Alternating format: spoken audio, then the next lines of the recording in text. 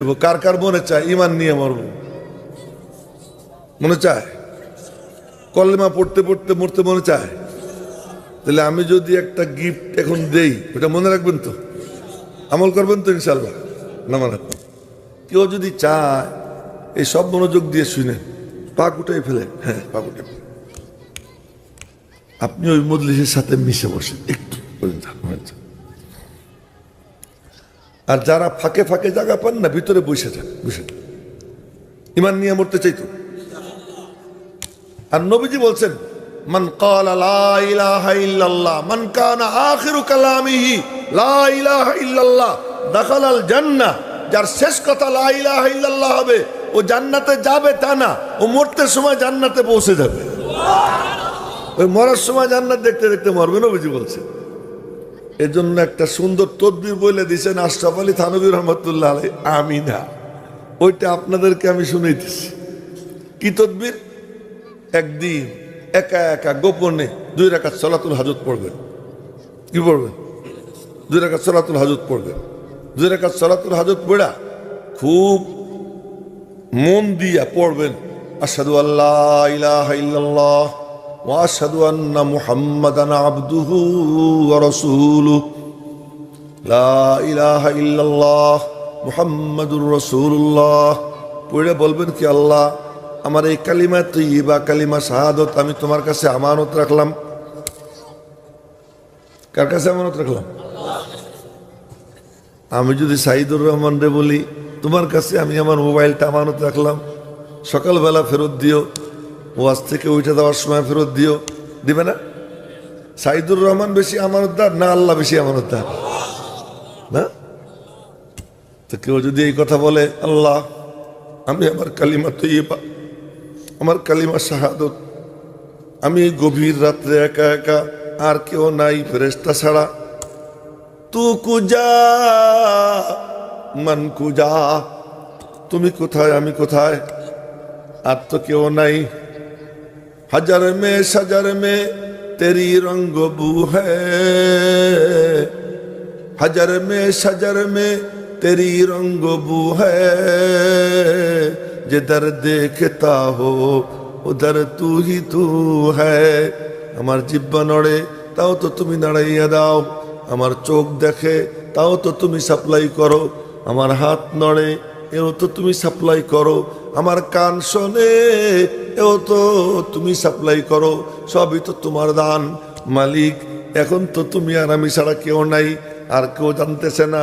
আমি আমার কালিমায়ে তৈয়বা, কালিমা শাহাদত তোমার কাছে আমানত রাখলাম, আমার মরণের সময় তুমি আমারে ফেরত দিয়ে দিও।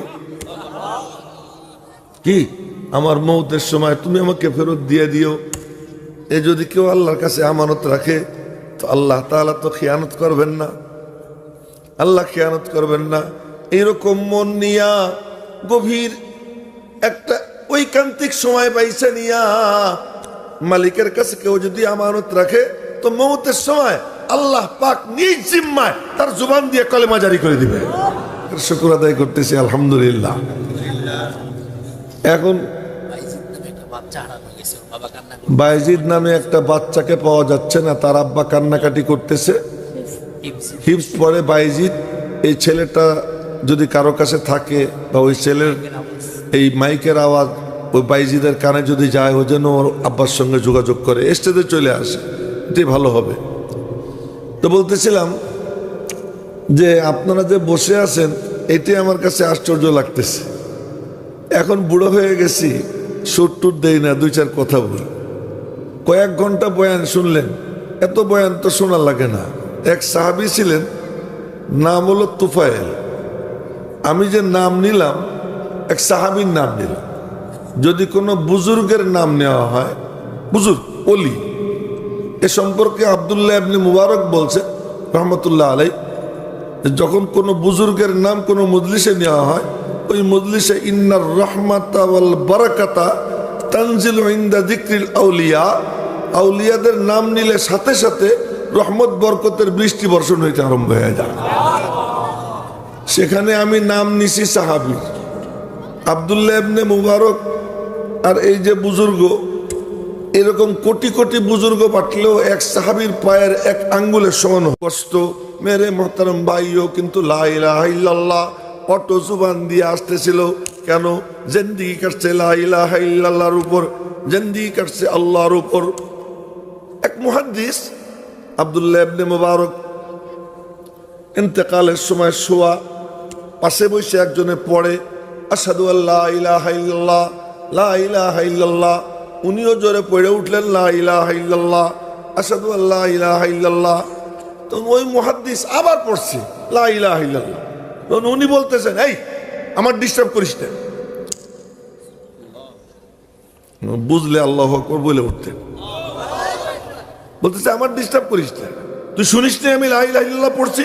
শুনছি তো, এটা তুই আবার পড়িস কেন? তুই কেন আমারে গুতেস? তার মানে নবীজি ইন্তেকালের সময় বলছিলেন সাহাবীদেরকে, দাউনি, যাও ভাগো, আমার কাছে কেউ গল্প সল্প করো না, ওঠো। বুখারী শরীফের হাদিস, ফাল্লাযী আনা ফী খায়রুম মিম্মা তাদউনানি ইলাই। আমি যেই জিনিসের মধ্যে ব্যস্ত আছি এটা অনেক উত্তম। নবীজি তখন জান্নাত দেখতেছিলেন। নবীজির ওয়ারিস আব্দুল্লাহ ইবনে মুবারক তখন জান্নাত দেখতেছিলেন। তো মুমিন কামা তাহইয়াউনা তামুতুন, নিচের দিকে দেখিস না আব্বা, নিচের দিকে দেখিস না, চোখ আমার দিকে। ওই যে আর একজন নিচের দিকে দেখতেছে মোবাইল, মোবাইল দেখা যাবে না এখন, চোখটা এই দিকে রাখে। এটাই নিয়ম, এটাই আদব। আর আদবের সাংঘাতিক বরকত, সুযোগ হইলে পরে বলবো ইনশাআল্লাহ। আদবের খুব বরকত।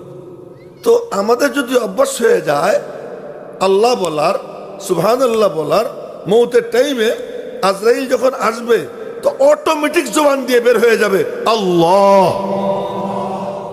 আর লা ইলাহা ইল্লাল্লাহ পুরা কোয়া লাগবে না, শুধু আল্লাহ যদি কেউ বলে না তো জান্নাত দেখতে দেখতে মরবে। এই জন্য সুবহানাল্লাহ বলতে অভ্যস্ত হবো তো ইনশাআল্লাহ। আলহামদুলিল্লাহ বলবো তো, লা ইলাহা ইল্লাল্লাহ বলবো তো, আল্লাহু আকবার সুযোগ মিললে বলবো তো ইনশাআল্লাহ। আল্লাহ পাক তৌফিক দান করো। তো বলতেছিলাম নবীজির ঘরে ঢুকছে তুফাইল, মনে আছে? ঘরে ঢুকছে, ঘরে ঢুকে বলে কি খুব মজা লাগছে, আর একবার পড়েন না। তো নবীজি পড়ছে, এখন একা একা বলে কি না, এটা তো কোনো মানুষের কথা হইতে পারে না, এটা তো আল্লাহর কথা, আর উনি তো সত্য নবী। তো বলতে আমার বুঝে এসে গেছে আপনি সত্য রসুল, আল্লাহ এটা আল্লাহর কথা, নেন আমার হাত আপনার হাতে। কলেমা পড়ে মুসলমান হয়ে যায়। কতটুকু আর শুনছেন, কত লম্বা বয়ান শুনছেন। ইসখন আজ গোশে দিলবা ইয়াদ শানুদ, দিলের কান দিয়ে শুনতে হয়, দিলের মুখ খুলে দিয়ে যে শোনে। কান সুখ করা এক জিনিস, খুপড়ি দিয়ে বুঝা এক জিনিস, দিল দিয়ে বুঝা আর এক জিনিস। গিরিশচন্দ্র সেন খুপড়ি দিয়ে কোরআন বুঝছে, সর্বপ্রথম কোরআনে কারিমের অনুবাদ করছে হিন্দু। মুসলমান হয়েছে নি? হ্যাঁ, গিরিশচন্দ্র বুঝি মুসলমান হয়েছে? একদম মাথা ঝুলায় মুসলমান হয়েছে? মুসলমান হয় নাই।